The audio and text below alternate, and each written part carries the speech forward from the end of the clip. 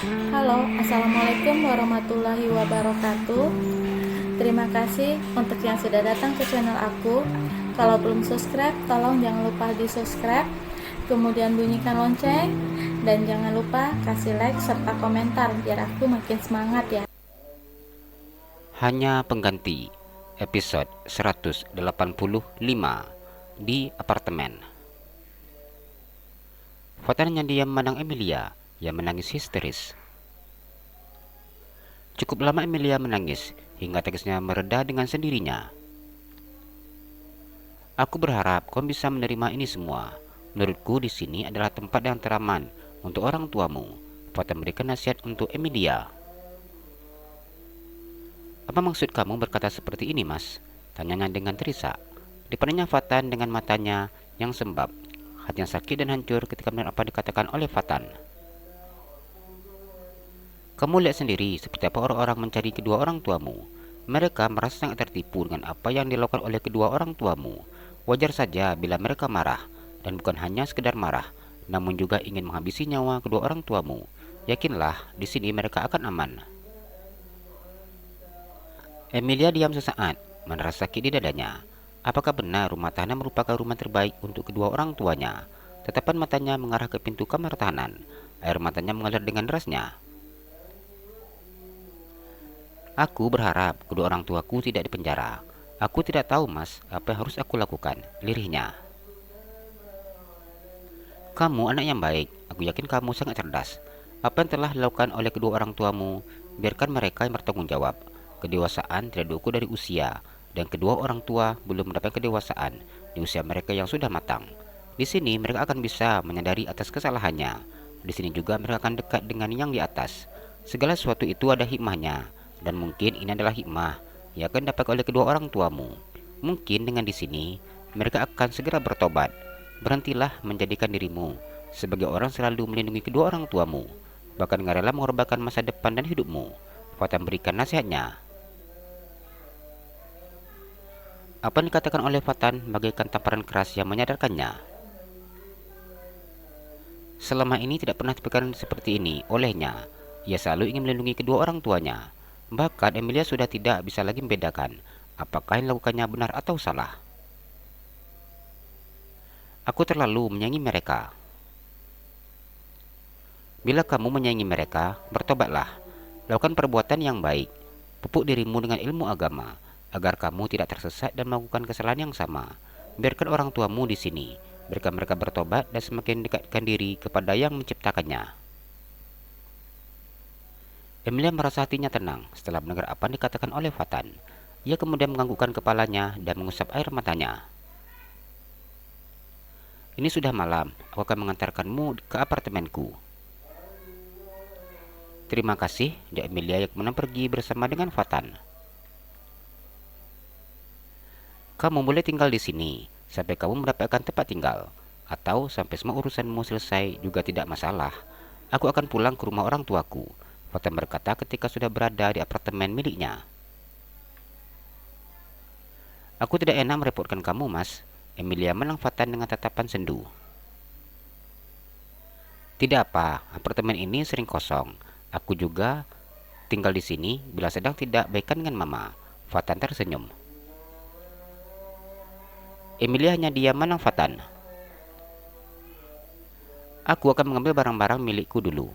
Ini kamarku. Kau boleh menempati kamar yang itu. Fatan menunjukkan kamar yang berada di sebelah kamarnya.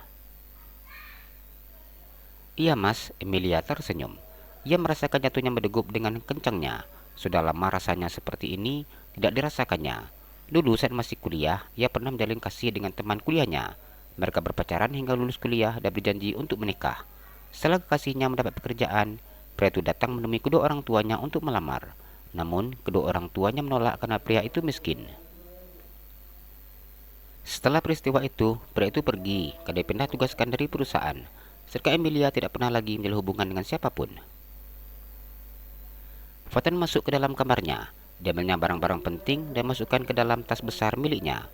Ia juga masukkan setelan jas dan perlengkapan ke kantornya. Setelah semua barang-barangnya siap dikemas, ia keluar dari kamar dan mengunci pintu kamar. Apa ada yang kamu butuhkan?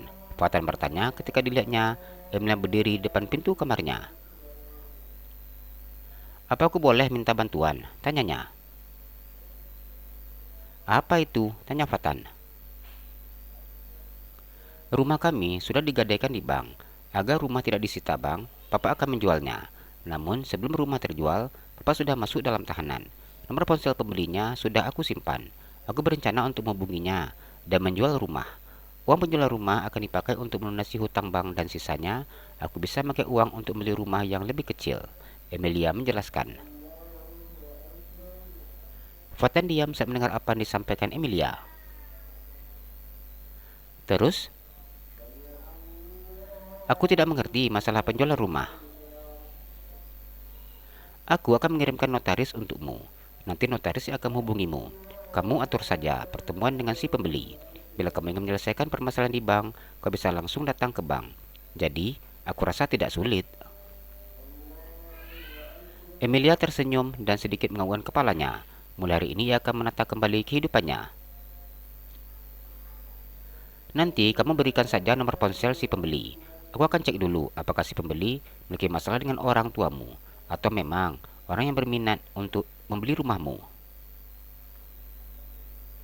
Iya mas, terima kasih sudah mau mengingat aku. Emilia tersenyum. Baiklah, aku pulang dulu ke rumah orang tuaku. Kode pintu akan aku kirim lewat WhatsApp. Fatan tersenyum dan pergi meninggalkan apartemennya. Emilia diam ketika melihat Fatan yang sudah semakin menjauh dari pandangannya. Air matanya menetes dan mengalir begitu saja ketika melihat pintu apartemen sudah tertutup rapat. Kini baru ia menyadari masa depannya sudah hancur. Setelah selesai melakukan kontrol kandungan bersama dengan suami dan kedua mertuanya, Hana langsung minta untuk pulang ke rumah. Kondisi tubuhnya saat ini begitu sangat mudah lelah hingga tidak sanggup untuk duduk lama. Hana duduk di sofa setelah Davin meletakkan bantal untuk sandaran punggung istrinya. Katanya mau makan, tapi diajak makan gak mau. Davin tersenyum menang Hana. Iya, tapi Hana gak tahan duduk lama. Pinggang Hana rasanya pegal sekali. Hana tersenyum meskipun mengandung terasa tidak enak dan tidak nyaman. Namun tetap saja ia sangat senang dan menikmatinya. Mama benar-benar gemes. Wajah Mita tampak sangat tidak puas. Kenapa ma? Tanya Davin.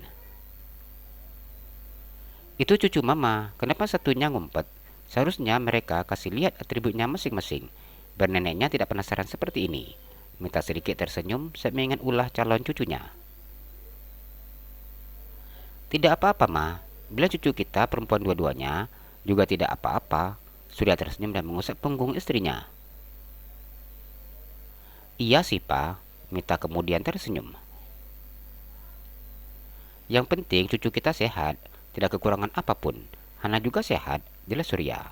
Sampai saat ini pria parubaya itu masih menang foto hasil USG menantunya. Wajahnya selalu tersenyum ketika melihat dua dan kembar yang sudah masuk usia 7 bulan. Hana tersenyum ketika mendengar kedua mertuanya berbicara. Kata dokter, kemungkinan satunya cowok. Soalnya kita lihat sekarang, mungkin yang kemarin juga. Hana tertawa. Iya, mama juga mikir seperti itu. Bila hamil anak cewek, geraknya tidak begitu cepat. Beda dengan cowok yang geraknya cepat. Mita memberikan sedikit pengalamannya. Hana nggak ngerti ma, ini geraknya cepat banget. Tapi nggak tahu juga, gerak gantian atau gimana. Curhatnya. Kini gerak bayinya semakin terasa kuat. Bahkan terkadang seperti sedang bergantian yang meninju dan menendang dinding perutnya. Jalan-jalan ke Pekanbaru, jangan lupa beli sepatu. Kalau kamu suka channel aku, please subscribe aku. Terima kasih.